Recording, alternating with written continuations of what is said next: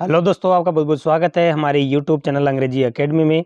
दोस्तों, आज का जो हमारा सेशन है वो 10th क्लास की जो बुक है राजस्थान अध्ययन, उसमें से हमने मोस्ट इंपॉर्टेंट क्वेश्चंस को इंक्लूड किया है। निश्चित रूप से आपकी एग्जाम में इसमें 2 या 3 क्वेश्चन मिलेंगे। देखिए, हम 2 या 3 पार्ट में इसको करेंगे। इसमें बहुत ही इंपॉर्टेंट क्वेश्चंस हम बनाएंगे आपके लिए। निश्चित रूप से आपको याद करके रखने हैं। पहला क्वेश्चन है, राजस्थान के लिए सर्वप्रथम राजपूताना शब्द का प्रयोग किसके द्वारा किया गया? सर्वप्रथम राजपूताना जो शब्द है वो जॉर्ज थॉमस के द्वारा किया गया। उनकी एक बुक थी annuls and antiquities of Rajasthan. ठीक है, annuls and antiquities of Rajasthan 1800 ईस्वी के में। और यहाँ पे जो जॉर्ज थॉमस थे उन्होंने रायथान शब्द यानी कि राजपूताना, राजस्थान को राजपूताना या रायथान दोनों एक ही नाम है, इनका यूज इन्होंने किया था। जब एकीकरण हो रहा था तो यहाँ पे आपको 30 मार्च 1949 को राजस्थान पूर्ण अस्तित्व में आया और तब से राजस्थान का नाम राजस्थान पड़ गया।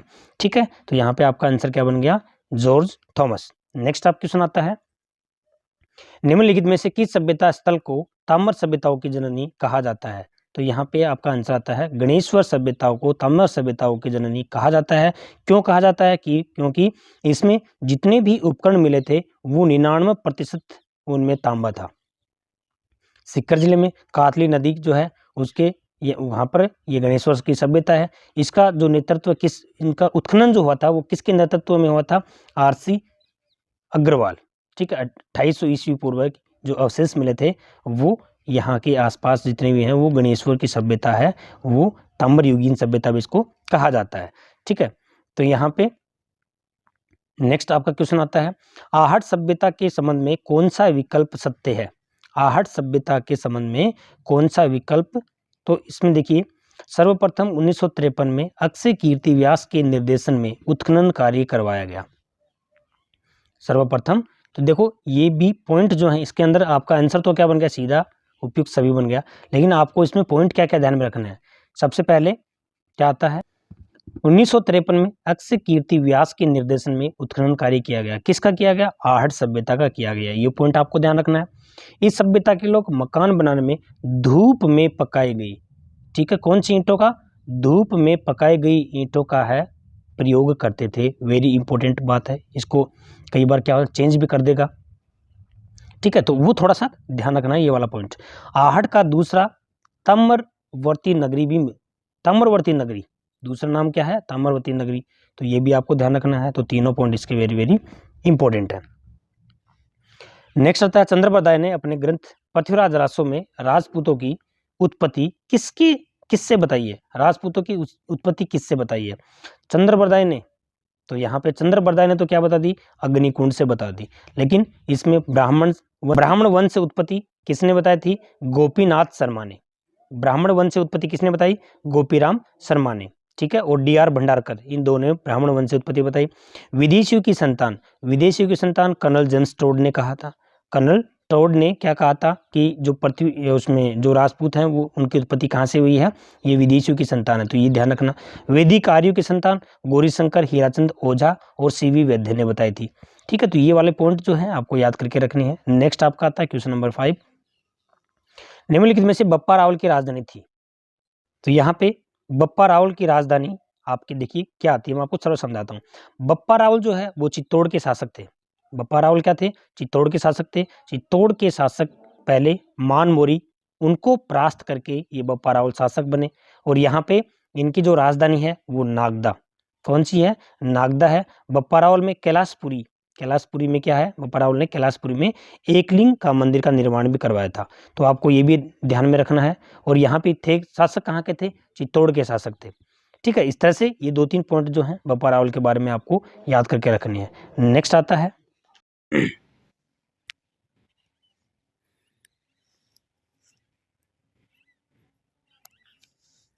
नेक्स्ट क्वेश्चन है, गोहिल वंश के किस शासक को मेवाड़ के उद्धार की संज्ञा दी जाती है? देखिए, गोहिल वंश का जो शासक था हमीर, ठीक है, राणा हमीर को एक और ध्यान रखना, राणा हमीर को विषम घाटी पंचानन भी कहा है। कुंभा का जो कीर्ति स्तंभ है उसमें राणा हमीर को विषम घाटी पंचानन कहा गया है। देखिए, एक चीज़ आपको थोड़ा ध्यान रखना है इसमें, एक हुआ था सिंगोली का युद्ध, हमीर ने मोहम्मद तुगलक को परास्त किया था इसमें, ये विशेष बात है। हमीर ने मोहम्मद तुगलक को परास्त किया था किस युद्ध में? सिंगोली का युद्ध। ये वेरी वेरी इंपॉर्टेंट है। वैसे आपको गुहिल वंश का शासक पूछा है, ठीक है, जिसको मेवाड़ के दारक की संज्ञा दी है, वो आ गया हमीर। हमीर को विषम घाटी पंचानन कहा जाता है। कुंभा का जो कीर्ति स्तंभ है उसमें इसको इसकी संज्ञा दी गई, ठीक है। यहाँ पे जो सिंगोली का युद्ध है वो हमीर ने तुगलक को परास्त किया था, ये आपको विशेष ध्यान रखना है, ये आपसे पूछ सकते हैं। नेक्स्ट है महाराणा सांगा का समाधि स्थल कहाँ पर स्थित है? महाराणा सांगा का समाधि स्थल कहाँ पर स्थित है? तो ये तो आपका आंसर आ गया मांडलगढ़। देखिए कुछ दो चार बात बताता हूँ उसमें। महाराणा जो सांगा था उसकी मृत्यु के पश्चात हम कई बार करते हैं कि महाराणा सांगा जो है वहाँ तक पढ़ लेते हैं, लेकिन इसकी मृत्यु के पश्चात दो शासक बने थे, वो एक तो रतन सिंह हो गया, एक विक्रमादित्य हो गया, ठीक है। इनकी जो मृत्यु हुई थी वो बसवा दोसा, मृत्यु कहाँ हुई थी? बसवा दोसा में हुई थी। कब हुई थी? 30 जनवरी 1528 को, ठीक है। समाधि स्थल कहाँ है? मांडलगढ़, ठीक है। ये दो चार चीज़ इनकी ध्यान में रखना है। नेक्स्ट आपका आता है क्वेश्चन नंबर 8, मेवाड़ मुगल संधि कब हुई थी? मेवाड़ मुगल संधि कब हुई थी? तो मेवाड़ मुगल संधि 1615 में हुई थी, राणा अमर सिंह के समय। कब हुई थी? महाराणा अमर सिंह के समय हुई थी, ये ध्यान रखना है। नेक्स्ट है 7वीं शताब्दी के मध्य से 12वीं शताब्दी के समाप्ति तक के समय को राजपूत युग किसने कहा है? ये बहुत ही इंपॉर्टेंट प्रश्न है। 7वीं शताब्दी के मध्य से 12वीं शताब्दी के मध्य तक का जो समय था, ठीक है, वहाँ राजपूत युग किसने कहा है? उस युग को राजपूत युग किसने कहा है?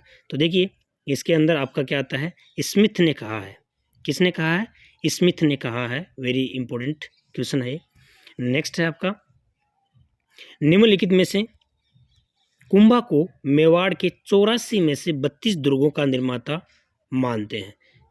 निम्न में से कुंभा को मेवाड़ के 84, आपको एक चीज का ध्यान ये रखना है कि मेवाड़ में 84 में से 32 दुर्ग किसने करवाए थे? महाराणा कुंभा ने करवाए थे, ठीक है। दूसरा देखो यहाँ पे आपका ये कहा किसने था? कविराज श्यामल दास ने कहा था।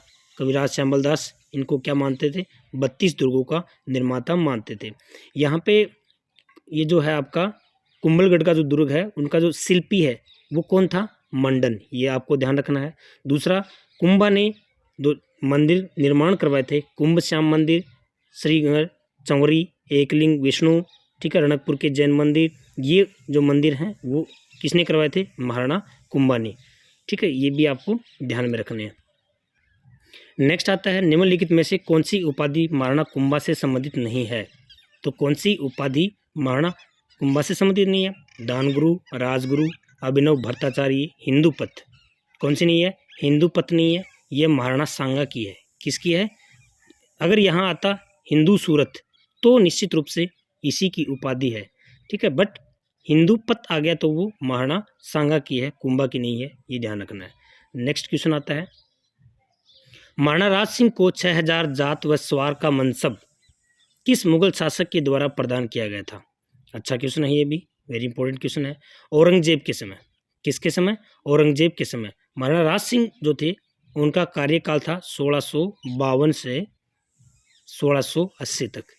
1652 से 1680 तक का जो कार्यकाल था वो राज सिंह का था। और महाराणा राज सिंह को 6000 जात एवं सवार का मनसब किस मुगल शासक ने? औरंगजेब ने।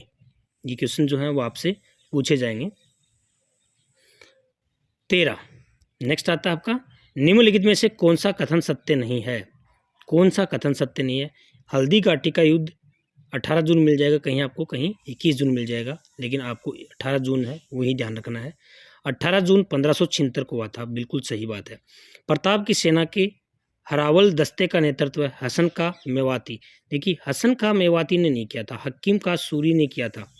प्रताप की सेना का जो नेतृत्व किया था वो हकीम का सूरी ने नहीं, हकीम का सूरी ने किया था, हसन का ने नहीं किया था, ये ध्यान रखना है। मुगल सेना के हरावल का नेतृत्व जगन्नाथ कच्छावा कर रहा था। मुगल सेना का भी आपको ध्यान रखना है। मुगल सेना का नेतृत्व किसने किया था? जगन्नाथ कच्छावा ने किया, ठीक है। प्रताप को संकट में देख झाला बीदा ने प्रताप का मुकुट धारण कर युद्ध जारी रखा। बहुत इंपॉर्टेंट है, इसलिए ये वाला पॉइंट है, ये आपको ध्यान रखना कि प्रताप को संकट में देख उनके जो सेनापति थे किसने? झाला बिद्दा, ठीक है, किसके सेनापति थे? प्रताप के। आपको कैसे भी पूछ सकते हैं, ठीक है डियर। नेक्स्ट आता है आपका, निम्नलिखित में से कौन सा विकल्प सत्य नहीं है? इनमें से कौन सा विकल्प सत्य नहीं है? तो देखिए यहाँ पे आता है हल्दी घाटी युद्ध को अब्बुल फजल ने खमनोर का युद्ध कहा। ठीक है, देखिए ये जो क्वेश्चन है ये इंपॉर्टेंट क्वेश्चन बन रहा है इसमें। हल्दी घाटी युद्ध अब्बुल फजल ने खमनोर का युद्ध कहा। हल्दी घाटी युद्ध को बदायूनी ने गोगोंदा का युद्ध कहा। ठीक है, अजूबा भारत के लेखक डॉक्टर महेंद्र भानावत हैं। तो ये भी आपको ध्यान रखना कि महेंद्र भानावत किसके लेखक हैं? अजूबा भारत के। इनमें से कोई नहीं, ये इसका आंसर है, क्योंकि बिल्कुल सारे के सारे सही हैं। लेकिन आपको एक चीज़ का और ध्यान रखना है, जब हल्दी घाटी को वहाँ पे हल्दी घाटी ही क्यों कहते हैं? हल्दी घाटी के युद्ध को सबका मानना है क्योंकि वहाँ की मिट्टी क्या है? हल्दी के रंग की है, इसलिए। बट यहाँ पे डॉक्टर महेंद्र भानावत ने क्या स्टेटमेंट दिया था कि वहाँ एकमात्र हल्दी घाटी की जो वीरांगनाएं थी, जो नवयुवतियाँ थी ना, जिनका ब्याह होने वाला था, वो हल्दी में ही और उस युद्ध में लड़ी थी, इसलिए उसको हल्दी घाटी का युद्ध कहा जाता है। ये स्टेटमेंट आपसे पूछ सकते हैं। कैसे पूछेंगे आपसे? आपको ये कहेंगे कि हल्दी घाटी को हल्दी घाटी इसलिए कहा जाता है क्योंकि वहाँ की जो नवयुवतियाँ हैं वो हल्दी में ही युद्ध लड़ी थी। ठीक है, इसलिए ये जो ये कथन है ये किसने कहा? तो ये डॉक्टर महेंद्र भानावत ने कहा। वेरी वेरी इंपॉर्टेंट है। नेक्स्ट आता है, राय सिंह को राजपूताने का कर्ण की संज्ञा किसके द्वारा दी गई? राय सिंह को राजपूताने की संज्ञा, राजपूताने का कर्ण की संज्ञा किसके द्वारा दी गई? मुंशी देवी प्रसाद। क्योंकि राय सिंह ने अकाल राहत में जलाशय खुलवाए, वहाँ लोगों को धन है, जो अन्न है वो पहुँचाया, इसलिए उनको राजपूताने का कर्ण कहा जाता है। ठीक है, नेक्स्ट है, किस युद्ध को मेवाड़ का मैराथन कहा जा गया है? किस युद्ध को मेवाड़ का मैराथन? दिवेर के युद्ध को। किसको कहा गया? दिवेर के युद्ध को। कब हुआ? 1582 में। ठीक है, नेक्स्ट है, हल्दी घाटी युद्ध को किस विद्वान ने खमनोर का युद्ध कहा है?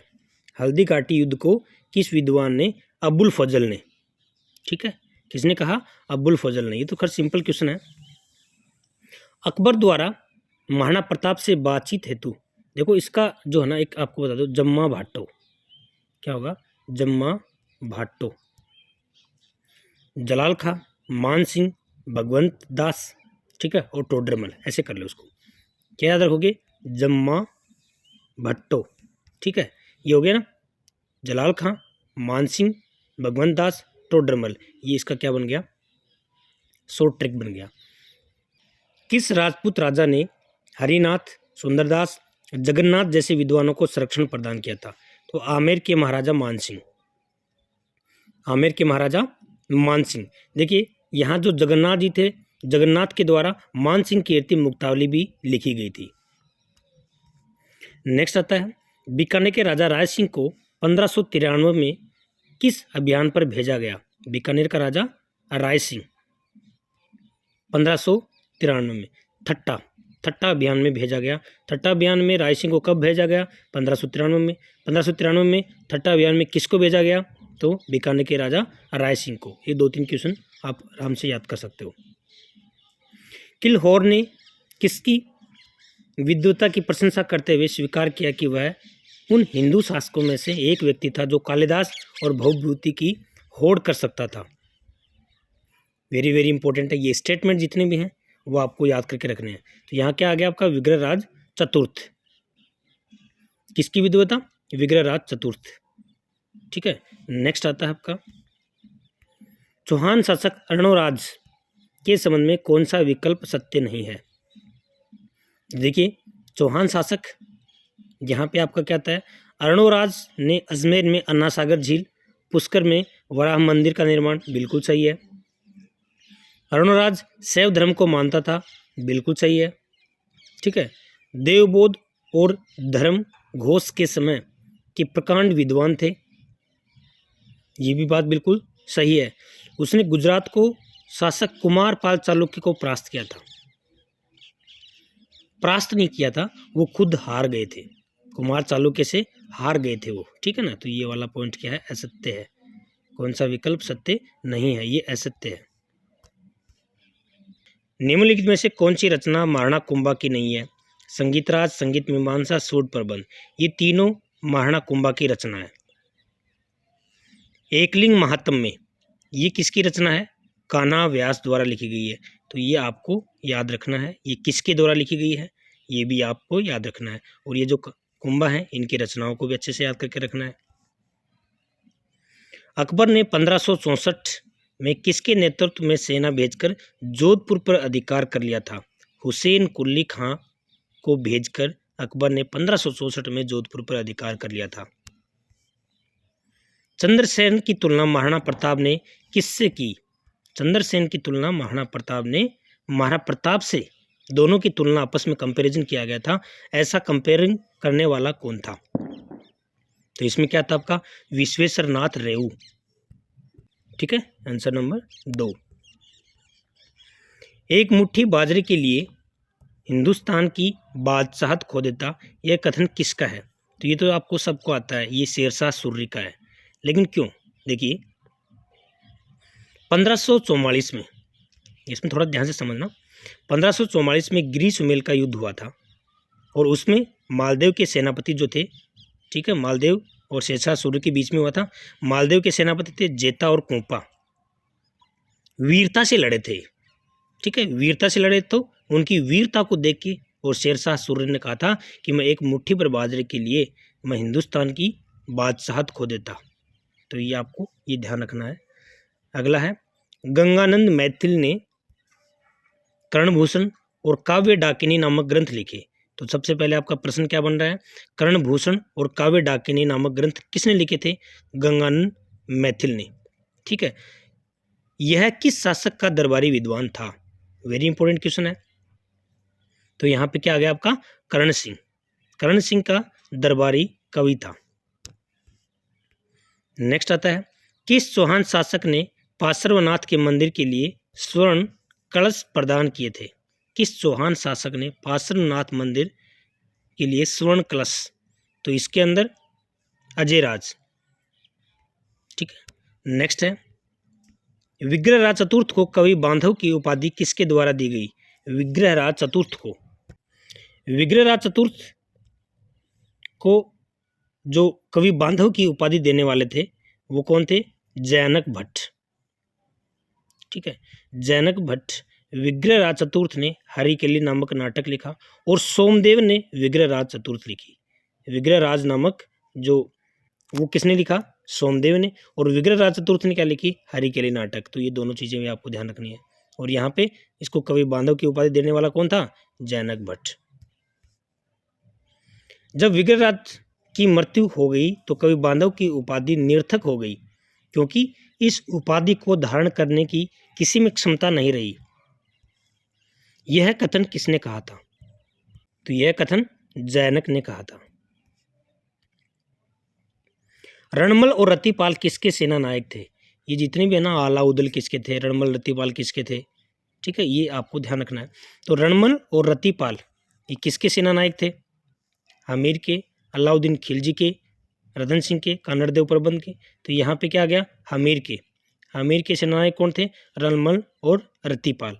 आगे आएगा रणमल पर एक थोड़ा सा इसमें ध्यान रखना, यहाँ पे अलाउद्दीन खिलजी ने, यहाँ पे अलाउद्दीन खिलजी ने जब आक्रमण किया था, आमेर के ऊपर आक्रमण किया था, तो वहाँ इसके जो सेना नायक थे रणमल और रतिपाल, इनको धोखे में करके अपनी तरफ मिला लिया, ठीक है ना। जब अलाउद्दीन खिलजी ने रणथंभौर का शासक आमेर रणथंभौर पे जब उन्होंने आक्रमण किया, किसने? अलाउद्दीन खिलजी ने, तो इसके जो सेनानायक थे रणमल और रतिपाल, इनको धोखे से अपनी ओर मिला लिया और इन्होंने उनके ऊपर क्या किया?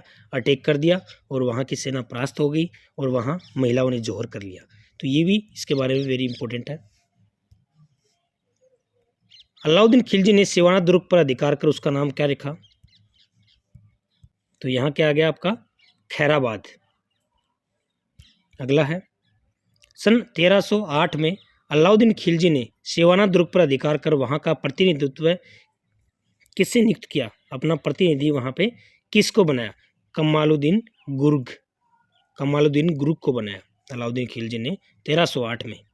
सिवाना पे कब अधिकार जमाया? 1308 में। ये भी ध्यान रखना है। क्रम भी पूछ सकते हैं इनके, अलाउद्दीन खिलजी की विजय अभियान का क्रम, इस तरह से, ठीक है। ये भी एक बार पूछा हुआ है सेकंड ग्रेड में। कनड़ देव कहाँ का शासक था? कनड़ देव जालोर का शासक था। नेक्स्ट है, पृथ्वीराज तृतीय ने किस वर्ष महोबा के चंदेल शासक को परास्त किया था? तो यहाँ पे 1182 में, ठीक है। यहाँ का जो शासक था परमार्दी देव, उनको परास्त किया था। परमार्दी देव, देखो इसका ऐसा कहा जाता है कि पृथ्वीराज तृतीय है वो 11 वर्ष की आयु में ही शासक बने थे, और परमार्दी देव के जो उनके जो सेनापति थे वो कौन थे? आला और उद्दल। तो ये भी आपको ध्यान रखना है कि आला और उद्दल किसके? परमार्दी देव के। जैसे मैंने अभी आपको बताया था ना, जेता कुपा किसके थे? मालदेव के। ये भी आपको ध्यान रखना है। इनके जो सेनापति जो थे ना, वो आपसे पूछ सकते हैं कि किसके सेनापति थे, थोड़ा सा ध्यान रखना है, ठीक है। नेक्स्ट है, मान सिंह को फर्जन की उपाधि व 7000 का मनसब किस मुगल शासक के द्वारा दिया गया था? देखिए, 7000 का मनसब और फर्जन की उपाधि, फर्जन की उपाधि किसकी थी? मान सिंह की थी। ये चीज़ आपको थोड़ा ध्यान रखनी है। किसके द्वारा? अकबर के द्वारा। नेक्स्ट है, हमीर आसो नामक ग्रंथ की रचना किसके द्वारा की गई? तो हमीर आसो की ग्रंथ की रचना जोधराज के द्वारा की गई। हमीर महाकाव्य की नयनचंद्र सूर्य के द्वारा, हमीर हट की चंद्रशेखर के द्वारा। ये 2-3 जो है कृति हैं, आपको ध्यान रखनी है। तो हमीर आसो की कौन है? हमीर आसो की जोधराज के द्वारा। दिल्ली पर अधिकार करने वाला पहला चौहान शासक कौन था? दिल्ली पर अधिकार करने वाला पहला चौहान शासक विग्रहराज चतुर्थ था। ये ध्यान रखना। तोमरों को हराकर वहां पे शासन किया था। किसको हराकर? तोमरों को हराकर। नेक्स्ट आपका, निम्नलिखित में से कौन से शासक अभिनव भट्टाचार्य के नाम से प्रसिद्ध थे? तो आप सबको पता है अभिनव भट्टाचार्य कुंभा जो थे उनकी उपाधि थी दानगुरु, राजगुरु, हालगुरु, अभिनव भट्टाचार्य। और हिंदूपत किसकी थी? सांगा की थी। ये थोड़ा ध्यान रखना है। नेक्स्ट है आपका, महाराणा प्रताप ने 1585 ईस्वी में किस स्थान को मेवाड़ की राजधानी बनाया था? ठीक है, किसने? महाराणा प्रताप ने 1585 में। तो चाउंड को बनाया था। ये तो सिंपल क्वेश्चन है। पृथ्वीराज चौहान तृतीय का समकालीन चालुक्य शासक कौन था? पृथ्वीराज चौहान का तो क्या आ गया? भीमदेव द्वितीय। चालुक्य शासक पूछा है, ठीक है। अगर चंदेल शासक पूछता तो परमार्दी देव, जो इसके साथ में युद्ध हुआ था 1182 में, जिसकी हमने पहले चर्चा की थी। तो ये थोड़ा सा ध्यान रखना, चालुक्य शासक और चंदेल शासक, परमार्दी देव और दूसरा भीमदेव द्वितीय, ठीक है। तो चालुक्य कौन था? भीमदेव द्वितीय था। नेक्स्ट है,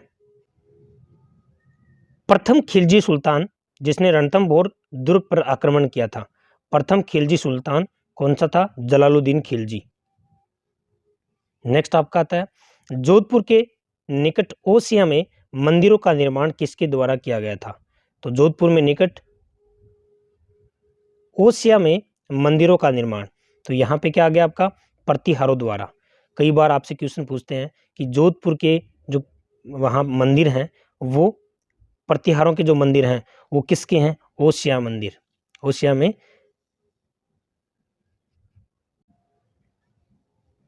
जोधपुर के निकट ओसिया में मंदिरों का निर्माण किसके द्वारा किया गया? तो प्रतिहार शासकों द्वारा, ठीक है। प्रतिहार शासकों द्वारा मंदिरों का निर्माण कहाँ किया गया?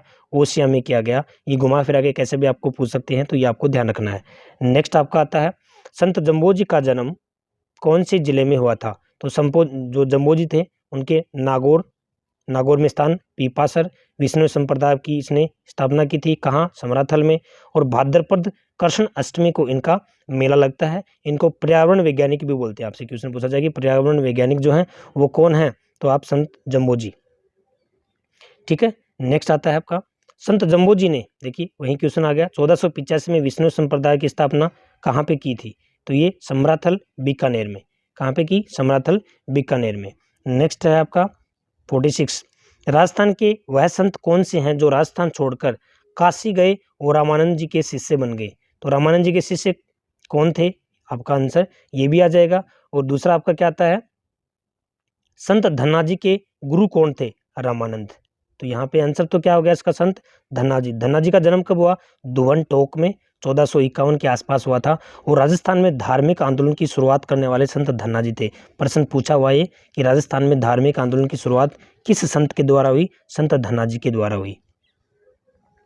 गुड़ला त्योहार किस क्षेत्र में मनाया जाता है, ये वाला क्वेश्चन भी आपसे पूछा हुआ है।